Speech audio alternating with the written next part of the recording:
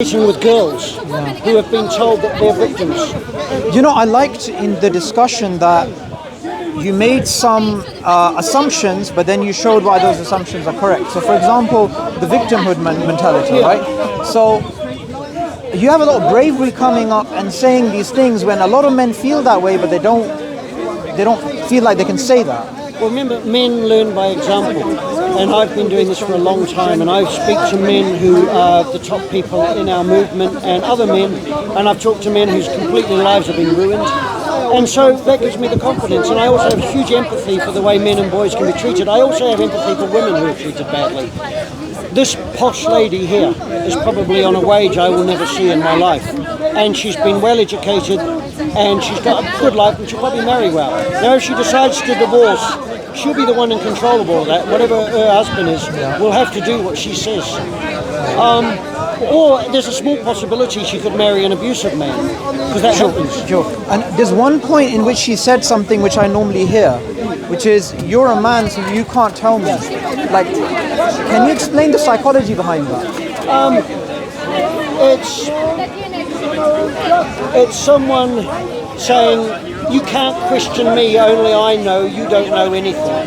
Look at how many women talk about men. I don't know why you... Can you not do that? Because I've you're blocking the... Could you please not go to the side? Thank you, I appreciate that. Because I've done a lot of work to put all that. Could you move This along? is the feminist... So I got dizzy I get that a bit too. So how are you doing? Are you all right now? Yeah, I felt a bit dizzy over there, and I've got down there something and I felt better. Yeah. Well, we don't go for lunch anymore. It takes me forever to unpack everything. Yeah, that's right. Yeah, no, well, I usually stay till 2:30, but I do leave. But that was interesting. And you found those girls. You get girls coming here who are confident, and then they're telling you that you don't know what you're talking about. I had a young woman once who I thought was a young woman. She was actually a girl at university, and she was telling me about manual work, and I've done heavy manual work at times. And I said, okay, well, when have you done manual work? She goes, oh no, I'm still a student. And I'm thinking, what the hell are you doing telling me about heavy work? And I've met men who have worked all their lives doing heavy work, and I'm just thinking, it's actually embarrassing. It's like me going in and explaining to a woman what's it like giving birth. I don't do that because I don't, for a start, I'm a male, and some women can be in labour for 2 days, for Christ's sake. But when it comes to issues like abortion, I'm saying, well, no, there's more to it than that. Men do have a right to speak about that. It is the woman's body, yes, but it's the child's body inside as well. It's a complex thing. I just wanted to add one small thing, that you spoke about the doctors, right? The women who in their mid-30s, they decide not to go. So there's a BBC article I was reading about one of these developing countries where they actually have a health crisis, a national health crisis, because more than half or about half are females in medical colleges, but they don't actually go into medicine. And it fills up the spaces which lead, but no one wants to call it out because the woman wants to do it. And women are affected by this too. Working class Is it the woman wants to do it, or is it society? No, the woman wants to, and all that matters now is what the woman wants to do. Right. And because she's more articulate, she'll get what she wants. And also, they say about society wants this, society wants that. I don't know who society is myself. It's the woman. If they want to do something, I suggest they do it. And if they can't do it, then I suggest they do something else, just like any man does. See, that no one focuses on the man that is weaker, or the man that has less intelligence, or whatever. It's only women. It's all the time. Honestly, I rip them to pieces to see little cows. What's wrong with them? What's wrong with them? What's wrong with them is they're indoctrinated children. I felt she was being very condescending, but you're trying to give reasons, but then her reaction was quite generic. It's the standard reply you get. You can't tell me anything. It's because we're now more advanced than they are, and they don't know that. We know the issues. They think they know them, and they come along and they believe that they're the ones fighting the mainstream. They're not. We're the ones fighting the mainstream. They are the mainstream, and they don't know that. And you said the first and second wave is attacking third and fourth. What did you mean by that? Over the trans issue. Trans is men who identify as women. The first and second, the old feminists say that a man who believes he's a woman is not a woman, which is true. But the third and fourth wave feminists, the modern young girls, are saying, well, if a man identifies as a woman, he is a woman. until he goes to the safe shower.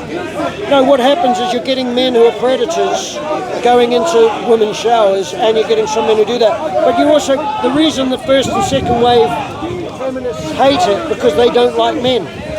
It's more, and they created this. They said gender is a social construct, so it doesn't matter what you're born, we're all the same.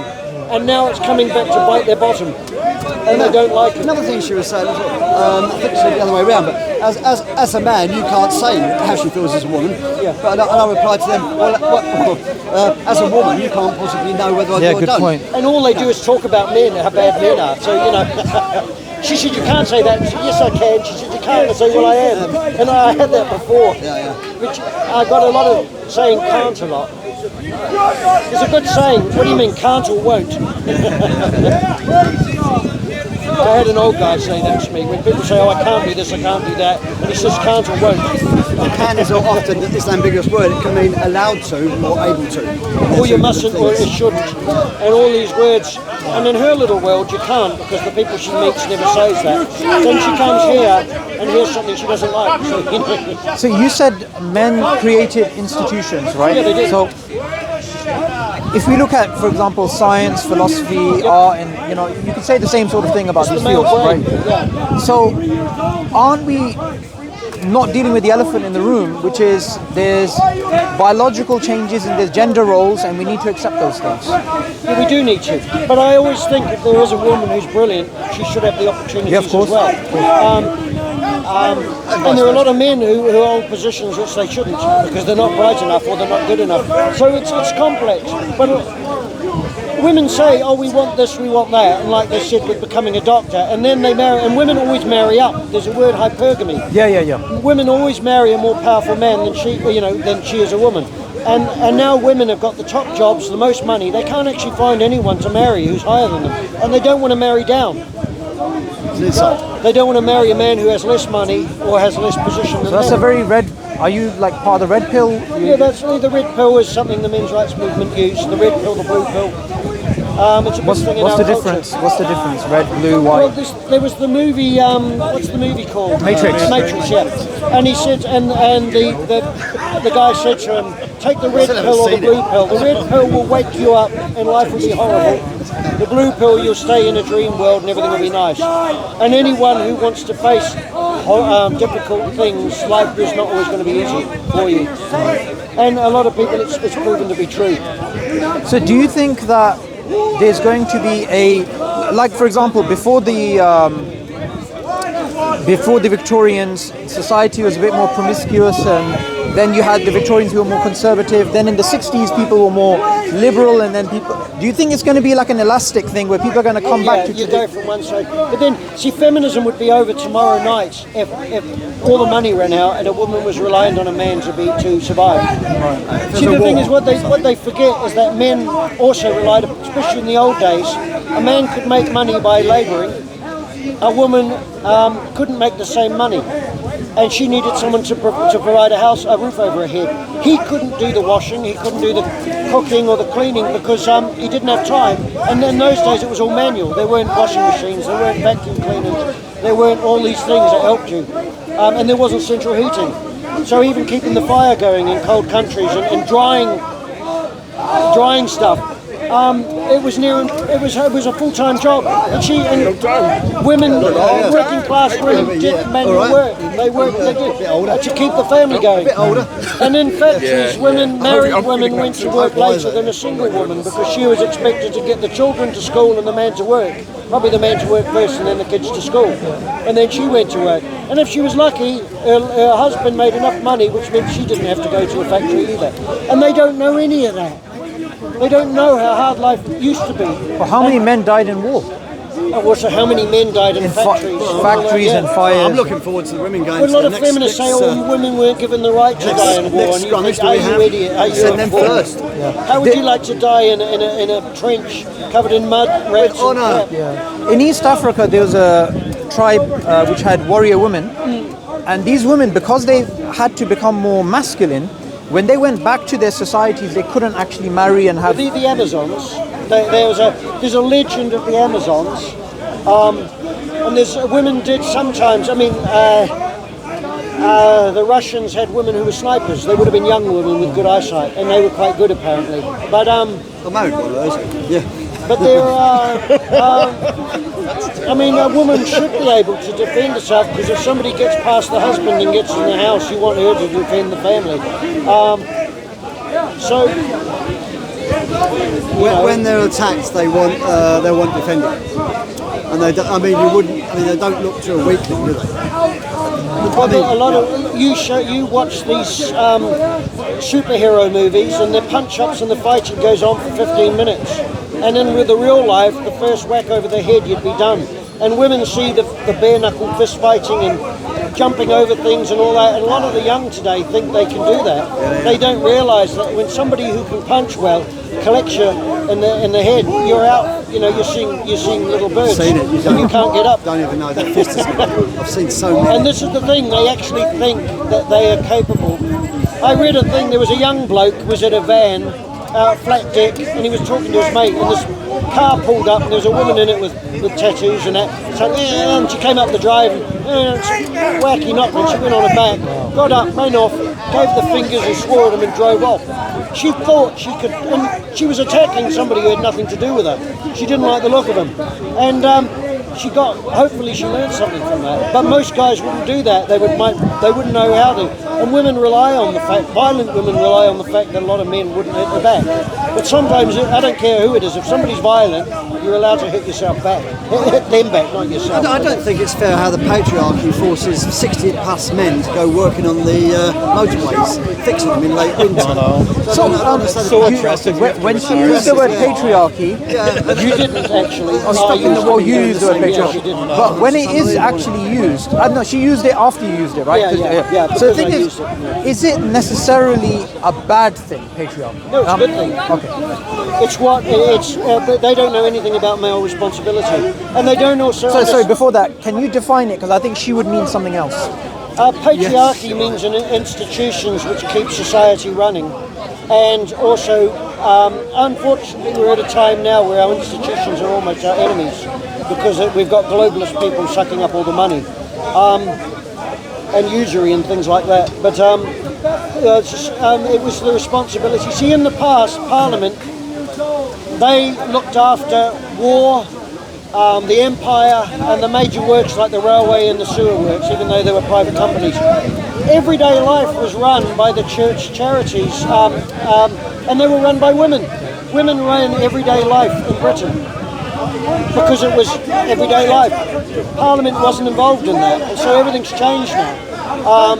And now Parliament is now trying to dictate to you how you should live, and what opinions you should have.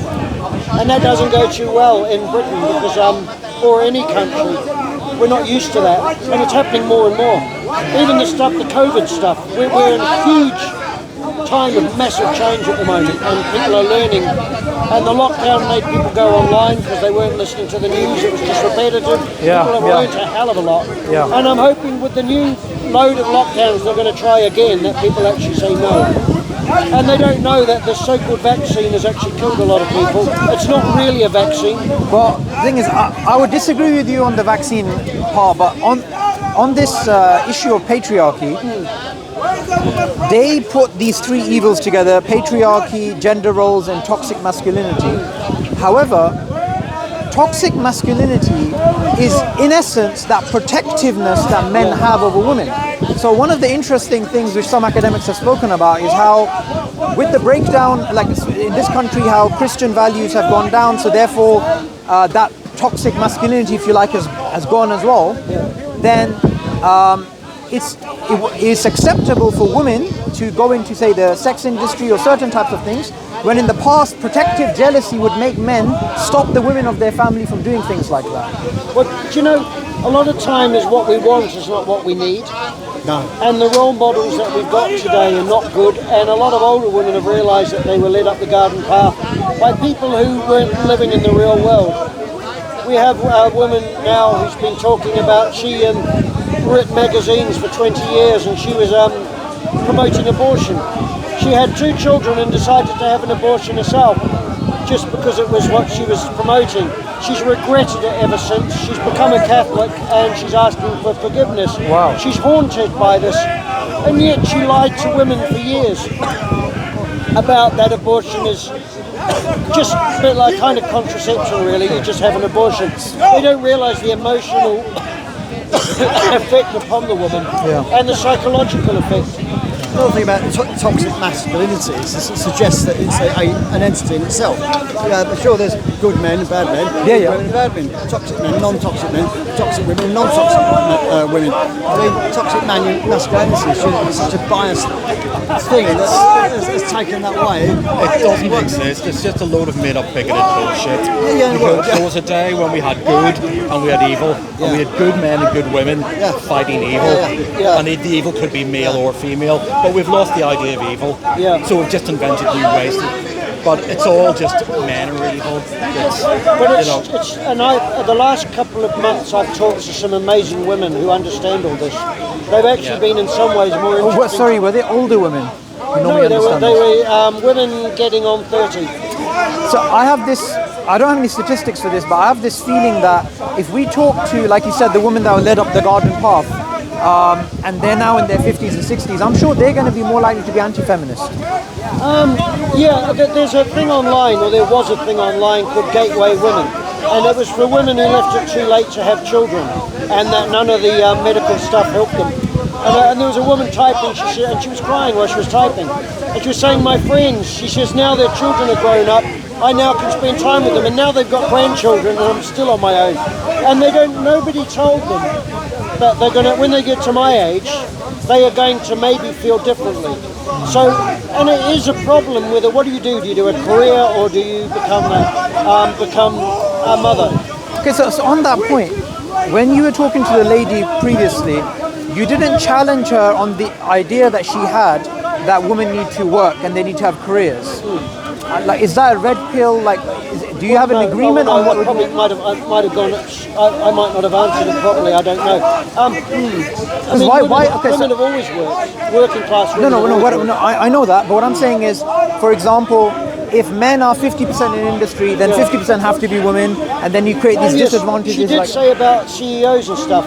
What they do is they insert women in to make it equal. And Mike Buchanan, Justice for Men and Boys, he writes, there's a lot of studies on it that performance lowers, because these women, you can get women who are the same standard as the top men, but a lot of the women get put in that position and they aren't of that standard. They haven't had the experience, and they're just fillers to make it equal. So why does there need to be half and half? I mean, so just on that point, there was a speaker right there who used to work in the I know him, that's you, and I know him so well. he's talking about the mental health. Yeah, and what he had to put, I know all about it. Because they gave positions to women when they had to take on men. And often he had complaints made about him by these same women, because he was left to deal with the patient on his own.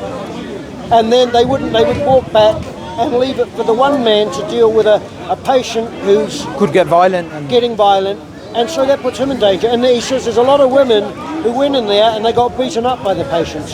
And not only that, some of the patients now, because they haven't got a disciplined environment where they know where their boundaries are, they're now running the hospital. And a lot of the experts... In the name of equality. Oh yeah, in the name of equality. The psychologists and the psychiatrists, they're all left-wing liberals, but they don't have to deal on the floor with a patient that's having a psychopathic episode. They don't have to. And a lot of the times they'll avoid it because their belief on equality and all this thing, the fact that they don't actually realise the reality. Most people Sorry, do you believe in equality? I don't think there's no such thing as equality. Everything's different in the world. Equal opportunity. Men and women are different. We're meant to be. We complement each other. We should. We're not even equal to ourselves. As we get older, we can't do the things we used to. A sportsman or a sportswoman is not equal to herself on any given day.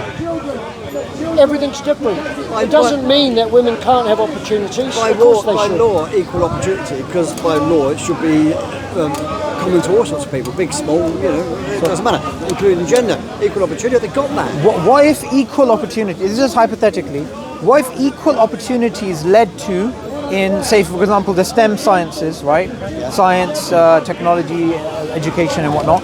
you end up with more men than women. Say 90% men in a normally. Or go for the Yeah. jobs. Because men. So would you have state interference? Would you believe in state interference and enforced egalitarian No, values? but I think there should be opportunities for any woman who's skilled in science to get in there. I was speaking to a European woman, she might have been Dutch, and she said she's a scientist. And I said, well, what do you do? And she wouldn't tell me. The reason they don't is because she was an engineer, and she was an older woman, around about my age. And I said to her, what do you do? And she wouldn't tell me. She's probably involved more in management than the actual engineering, because she chooses not to be doing the engineering. That's her choice. You find, I've met women who can build houses, but they're not 65 with a beer gut pushing a wheelbarrow and laying bricks. They'll do it for a while, but you don't get many women doing heavy manual work when they're 60, 50 or 60. Men still will. They'll be a bit slower, but they're strong, and their bodies are designed to do that. Yeah. And this is the thing, feminism doesn't understand biology. When you take on an individual to do a resource to do a job, you take on a resource to do a job. It doesn't matter if they're the race or religion or sex, as they call it these days. It shouldn't matter. You take on the best person for the job. Yeah. Whereas they insist that you have 50% or whatever, thinking that's equal. You're not going to get the best person for the job, are you? Well, they started with equality of opportunity. Now they've gone into equality of outcome, which means they can cheat by saying this job's the same as that, so they should be paid the same. When often they're completely different, where one doesn't have to get up early hours, or they're in no danger, and it's not dirty. And they've done that trick so that women can be paid the same as men, when in fact they're not doing other dirty or dangerous work like the men are. Sure. So very unfair. you made a point. I wanted you to elaborate on it. You said feminists don't understand science. What did you mean by that? Did I say that? Or it clashes with science? Just. Oh no, well, no. I'd say no. Feminists don't understand. They don't understand. Sorry, they don't understand biology. Well, no, I don't think. Their emotional view of everything, these feminists, because they all tend to be erratic in many respects. They don't come from families which they don't know. They don't even understand men. Were they lacking strong male figures? Do you think, Yes, all of them. Yeah, all of them. We've met women, and I've met young girls who's grown up in family, and they will debate you with their family watching, and they know they have women in the family and men in the family. Are you going now? You take care, Lindsay. Bye-bye. And they will debate you because they understand how men communicate. Now, you'll get a 30 or 40-year-old feminist who will start screaming, give you the fingers, say, see you next Tuesday, and then run off. And the girl is far more mature and will do a lot better than that woman. And women feel that men are aggressive, but men communicate differently to women. No, but isn't it true that men are generally more aggressive? I think that's just a fact. Well, you come from quite a masculine society. Our society's changed. You've still got in the Muslim community. You're a Muslim, aren't you? Yep. You've still got the roles, the male and female roles. In our society, men have been emasculated mainly by women. No, but what I mean, look, I was born in this. We used to be much more aggressive. No, but I'll give you an example. I was born in this country. I spent my whole life here. I still think men here are aggressive, as well. They're just off. By aggression, I don't mean unprovoked violence against innocent people. Yeah. I mean competitive, strong. Yeah, but that's good. Yeah, and that's good. So I don't mean in a negative way. What I mean to say is, those men, when they are fettered, it can actually have an adverse effect because they're being emasculated. Yeah. Well, I can give you an example of that. You've got somebody who comes up with an idea, and other men, some of them will be a bit dicks about it, but they will challenge it, and they'll beat out this idea. So eventually, you might get the truth come out, or you get a better understanding. Everybody will, including the guy that came up with it. Women tend to accept things. They don't do that. They don't have this need to challenge things in the same way. In the classroom, this happens when a teacher says something and the woman, The classroom's a disaster. Women teachers tend to benefit girls better than they do boys, and male teachers tend to benefit boys. Boys do better in it with a male teacher. Boys often get bored with a female teacher. And female teachers take offence to a lot of things boys do personally.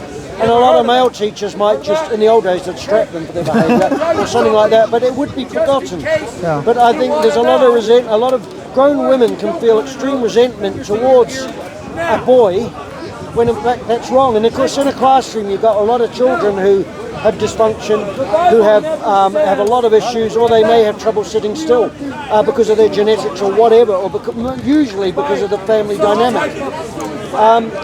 And then you get this inane type explanation, oh, it's because of toxic masculinity. And then in America, they give them Ritalin, which they give to hyperactivity, ADHD. And it ruins I knew a woman with dyspraxia, and she was on she was on medication for years, and it ruined her health. It gave her heart problems, and she did eventually die. It was meant to help her.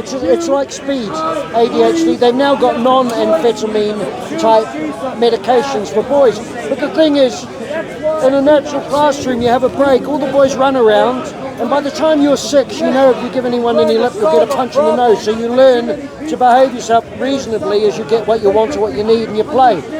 Girls are different, apart from girls in cities where they can tend to be more violent because they're in a more aggressive situation. But boys and girls are different. And sorry, in the playground, you see boys in groups of 6 and 7 and 10. I don't know. But girls are normally in pairs. They don't actually have bigger groups. Yeah. This is something that's probably more intimate in their communication and their friendship than boys are, and boys do it in different ways. So this thing about Ritalin that you said about basically domesticating those men who are. So is that related? Yeah, is that related to women are the way that they are? Say a man must become a woman simply is. Camelia Paglia is she's an old lady now, but she was an academic about the classics, and she was a lesbian as well. And she was brilliant. She still is. And the feminists didn't like her because she stood up and talked about standards and academia and all the rest of it, and they didn't like it. And she said she was one of the few people who she remembered her grandparents were manual workers, and they'd get home from the factory. She says most of these other academic feminists, they were completely detached from family members who actually did manual work or work like that. They're all come from academia, so it's a step above reality. Most of these people don't. Anyone who does manual work or have done manual work or even sweep a bloody floor, man or women, I tend to get along more with them because they understand the practicality of life. These people who deal in with an ivory theories, tower, yeah. Yeah, they deal with theories and feelings, but it's all academic. Sure. The reality, like that lady, I got forthright with her because she has no idea what a lot of men go through and the way that they never see their children again. And we have a charity which helps men giving legal aid, legal advice to men for free. And they are you guys the ones who blocked the motorway? No. Oh, that was no. That was to do with some. No, we don't do things like that. Okay. No, they gave legal advice to men who are going through the courts. Oh yeah. And the McKinsey Friends, which means they assist the man. Most people don't know about it. There's the guy here wrote a book on it. Vincent McGovern. He's amazing. It's what's happening slowly is intelligent, talented women are beginning to see the holes in it. Yeah. So as a movement, you would say that you're not anti-women, you're anti-feminist. Yeah. And what you're trying to do is, you don't have a problem with equal opportunities, but you have a problem with state-enforced egalitarian intervention. Yeah. That's your problem. Critical theory, which talks about equality and rights, and that everything should be the same. You're gonna. My mother's husband, he had a factory, and he said if you pay, he was forced to pay everyone the same. And he says it's wrong because he had some staff members that were really good. He says you end up everyone the same as your worst worker. There's no point trying. And that's what communism does. A lot of these people are left. Of course they are. Yeah, communists, socialists, Marxists, and all that, and they don't know anything about what happened in Russia, what happened in China, what's happening in Africa now through communism. They're the biggest monopoly ever. And they say, oh, I hate capitalism. Well, actually, we're not talking about capitalists with Amazon. That's a globalist. That's a monopoly. Capitalism is someone who owns a shop, and they have their family, and they employ people around them, and the money stays in the area. Based on a merit. It doesn't all get sucked out to a billionaire who's worth a couple of $100 billion, where you never see it. So, in terms of a lot of what you're saying, this sort of war, this culture war between liberal values and then traditionalism. Now, from a Muslim perspective, we can give an argument based upon our religion. We can say, so our religion teaches this. So even within the Muslim world, they've tried to do this. They've tried to liberalize and do these things. You've got it now. I met Carl Benjamin on the train, Sargon of Akkad, and he said the Muslims don't know what's going to hit them because there's a push to actually go into the Muslim community and convince a lot of the women to be feminists. Yeah. And that's happening now in some of the mosques. They're having politically correct meetings and stuff like that. Well, I'll tell you something. To break the family. Yeah, I'll tell you something that they're doing. They're funding social scientists to go to from Pakistan or India or whatever, to go to different places. Not India, but they go to the West. They study the critical race and this sort of thing. They come back. They spread those ideas. The pushback we can push back using our faith. We can say that this is wrong in our faith. But when it comes to, for example, the view that you're trying to propagate here against the liberal onslaught, you can only make an argument based upon utility. You can't actually say it's wrong categorically. Would you say that's a correct or description of what's going on? I'm not sure I know what you mean. Okay, so for example, this feminist that you were talking to right now, if I was talking to a so-called Muslim feminist, I would simply say, well, you cannot be a Muslim and a feminist, and therefore we would use faith as a barrier. Here, I saw you were trying to reason, and she didn't want to hear it. That's what it sounded like. So, what I'm pointing at is that there's something lacking in your arsenal. Of course, because we've lost our religion. Because you sound like a Christian. Are you? No, I'm not. But I do believe in. I'm a gardener, so I believe in creation because I see things. And Christianity did do things which, I mean, it's been subverted before. But it is. What can I say? The difficulty I think Muslims are going to have, Muslim men, is because all this stuff about Muslim men suppress their wives and all the rest of it. I've met Muslim men who are around who tell me that their wives boss them around. Muslim men care about women. And so when women come to them and say, look, my needs aren't being met, this is happening, Muslim men want to help their women. That's the thing that breaks it, because Muslim men and any man does not want to suppress women around them. This is the big lie about our history. Men are trash, is that men are always keeping women down. It's complete rubbish. You only need to look in the Doomsday Book, which is hundreds of years ago, which tells about taxation. That women were actually the ones who owned the stalls and sold stuff amongst the peasants. So they did have things. And then they bring in, they talked about, and so many lies have been told. They said there was a thing about a whip the thickness of your thumb or something to beat your wife with. It was completely made up by a radical feminist. Everyone believes it. Yes. So on this thing that you said about the women that work, traditionally women didn't work.